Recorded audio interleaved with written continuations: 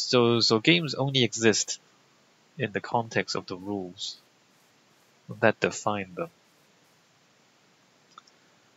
And yeah, and so when the computer in a game follows different rules from you, you're not really playing the same game anymore. So I'm not sure if I approve of that way of that particular way of making the game, like giving the AIs a chance against human players. I'm trying to think of Romance of the Three Kingdoms and whether that happens. I don't think it does, surprisingly.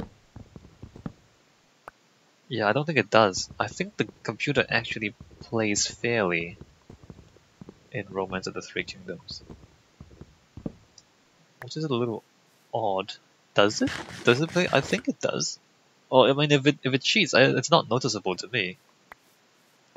Although, I mean, you probably never played it. None of you have probably ever played it, so you don't know what I'm talking about.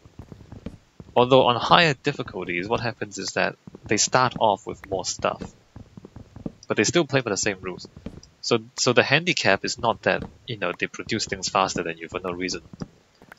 The handicap is that they just start off with more money and a bigger army than you.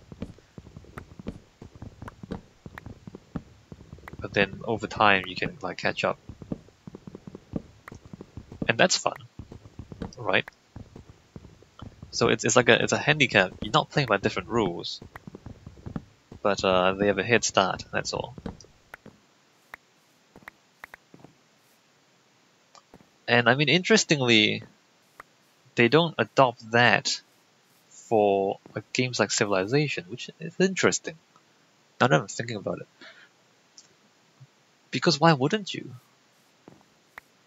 Like, instead of having the computer play by different rules, if you want a challenge, why don't you like give the computer a head start, but they're still playing by the same rules?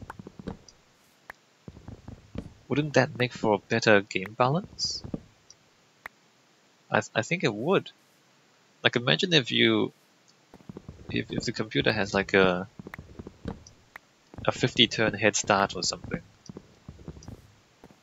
I mean, why not? You could probably still catch up because the computer's not very smart.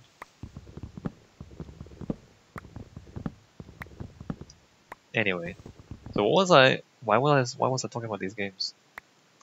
Oh yeah, scale and resource and economic simulations.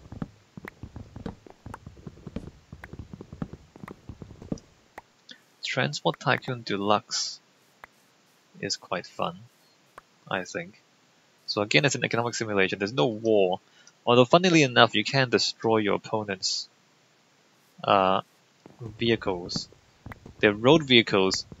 So I don't know how many of you have played Transport Tycoon or OpenTTD. You just go look it up. OpenTTD, OPENTTD, and just download it and play it if you want an economic game. That's quite good. Although there's a bit of a learning curve. Especially OpenTTD, because it's become more complex ever since people have kind of continued to develop it. But if you ever play that game, you can destroy your competitors' vehicles. So if they have road vehicles, what you do is you build a train track across the road. So there's a level crossing, right? The train's crossing the road. And then you just time it so that you drive your trains into their road vehicles and you just destroy them because you run them over. And you can do that quite reliably. Or alternatively, you just have your train go onto the crossing and then just stop on the crossing. So then all their trucks just get blocked by the train indefinitely, and you just leave the train sitting there. And so all their trucks just line up on the road waiting to cross the railway crossing, but they can't because there's a train just sitting there and not moving. That's also funny. For their trains, what you can do is drive them into the end of their stations. So you're like, you can't. So each company in Transport Tycoon owns their owns the train tracks that they build, right? So you can't use their train tracks. They can't use roads. You can use each other's roads, which is interesting too. So train tracks, you can't use each other's train tracks, and so you can't normally put your train onto their train tracks. But at the ends of the tracks, when you put a train and it goes onto the end of the track, it overshoots a little bit before it turns around. So like you go to the end and it just flips around and then it goes back the other way. It's not all that realistic, but that's how the simulation works. And so what you do is the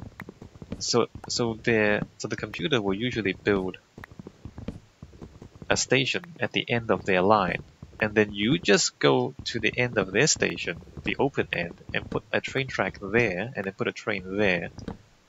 And what happens there is, if their train is waiting in their station, you can drive your train into it, because your train track is kind of meeting their train track.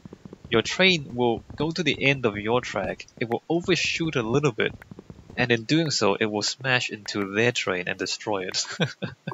So that's how you can, out of axe, correct? And that's how you can destroy their train tracks. I mean, not their train tracks, how to destroy their trains. So even though you can't actually have your train go onto their tracks, because the train overshoots a little bit before it flips around, the overshoot will have the trains collide, and you can smash the trains away. So if you're playing against, I guess if you're playing against people too, but if you're playing against AI, you can just wreck all their vehicles, which is not the point of the game, but it's quite amusing. I guess if you're playing against people and they don't realize that, you can do that too. So the way to prevent that from happening is you just buy the tile. So the whole map is in tiles. It's a square grid, everything is in tiles. And so if you just buy the land beyond the end of your train track, then other people can't build there, and then you're protected. So if another human player don't realize you can do stuff like that, and they don't buy the land tile beyond their station, then you can just smash their trains.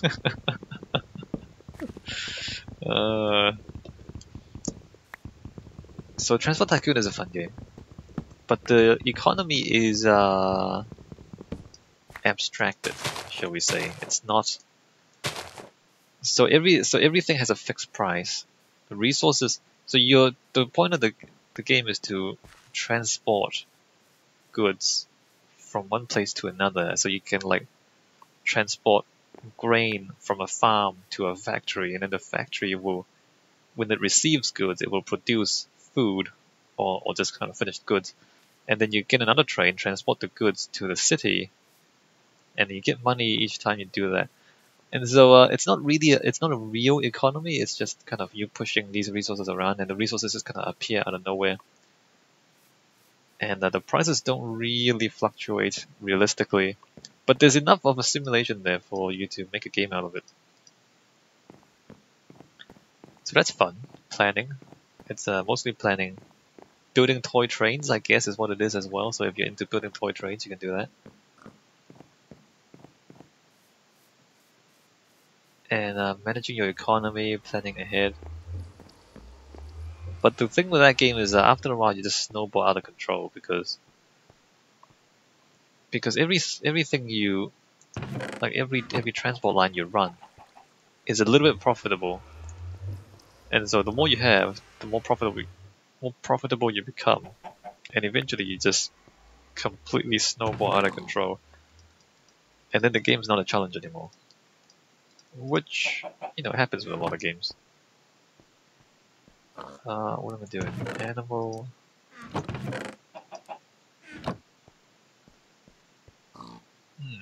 Just thinking. And I like these games because I like resource management for some reason. I like resource management. I like the idea that you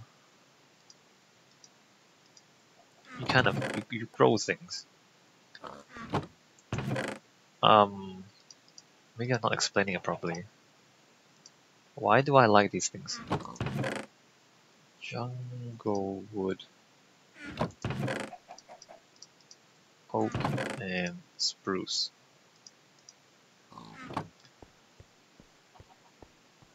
Because I guess it's because the real world is this, like that's what it is, or that's what the real world is about. The transformation, I don't need that many.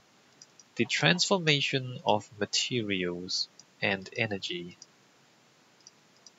is what makes the world function. If that makes sense. And in a lot of video games, that transformation is not really complete. Like if you play a game, like any shooter, or you play Skyrim, or you play a lot of games, like you kill enemies and they drop loot, which is the strangest thing if you really think about it. Like that's not you don't have to care, is what I'm trying to say. Like you don't have to care, you just destroy things and get things. And this is very not conducive to you understanding how the world works. Because that's not how the world works. I was talking about investments before, like investment time. Wait a minute, did I destroy those? Like the idea of investing taking a long time.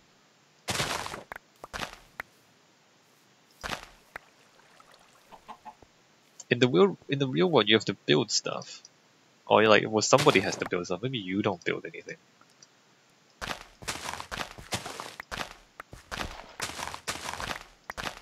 But the reason we're not living in caves is because we build cities.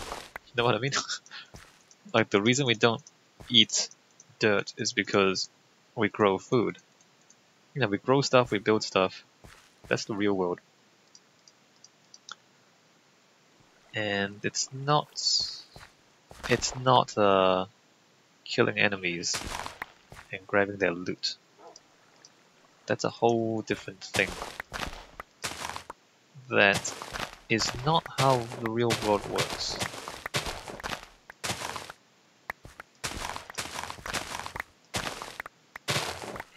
Or unless you like mugging people, that's how you make a living. It's like you just go up to random people, pop them on the head, and you just take their money. If you do that in real life, you are a criminal, and the police will come after you if you do stuff like that in real life. I just wonder about the games that make that their core mechanic. It's like a mugging simulator is what they are. And even games that I like, that's what it is. Skyrim, Fallout, basically like mugging simulators, right? Like you go around killing people and looting their corpses. Killing people, it's a mugging simulator, right? And you just have to, why? Except Fallout 4, to the extent that you can have settlements and you can manufacture things. If you buy the whatever workshop DLC, then you can manufacture things. Although you're still running around clearing out raiders and clearing out super mutants and then taking their stuff. You still do that, but it's less blatantly mugging people. Although you don't have to do that. You can completely ignore the settlements and just mug people for a living.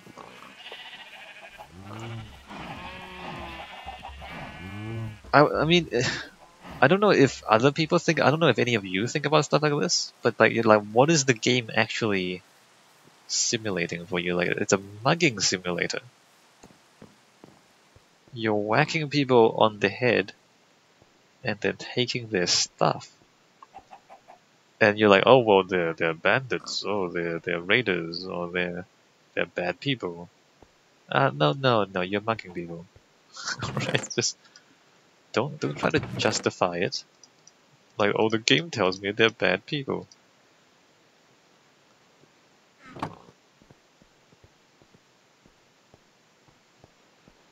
Minecraft is a strange mixture of the two. So we're just farming. We're tree farming and we're food farming. So we are, growing our resources, and that's good. But you can also go like spelunking and killing mobs and mugging zombies for rotten flesh, and stuff like that. So should we? What should we do? I don't know. I'm feeling a bit lazy. I don't really want to build anything right now. Maybe I should take another break. So we've chopped down some trees. Let's look at the map again. So residential district. Although we want like houses around the beach. Maybe we do residential district and then the farmhouse next. The bathhouse is kind of interesting. I mean, the market is supposed to go all the way down to here. That should be the market district too, and maybe a bit of this. Maybe you should have another square down here. So I don't really know how much of the city I want to build. So we have a bathhouse here. This is a bit of a hill. Like, is it enough for us to build around here? Although I do want a harbor, and I do want like a little resort thing there. And then do we leave the rest of this? I'm just trying to think of the scope of the city. I think I'm just going to. Well, I mean that means there's already a lot of stuff to do. Okay, I think I'm going to take a break. And when we come back, maybe we build houses. Maybe we build a few houses here. I have to decide. Maybe we just do it a bit random. It's kind of like random houses and then figure out the paths later. So something a bit more haphazard on this side. Although, yeah, just something a bit more haphazard and not as structured over here. Let me see. So there's the inn and market. Yeah, so the shops, the market district should extend back here as well. So we're thinking like maybe another set of shops back here at some point. What to do there? No idea. No idea. More houses? Although we want another square. Another square here. I don't know. I don't know what I'm doing. Maybe a second farm? We do, I guess we can use a second farm. Maybe like a smaller, probably just wheat farms. But I also want the houses because we need we need the doors to be mostly continuous from one end of the city to the other. I guess more farms that way is good too. Anyway, alright, I'll see you in the next video when I decide what I want to do. Probably houses right here.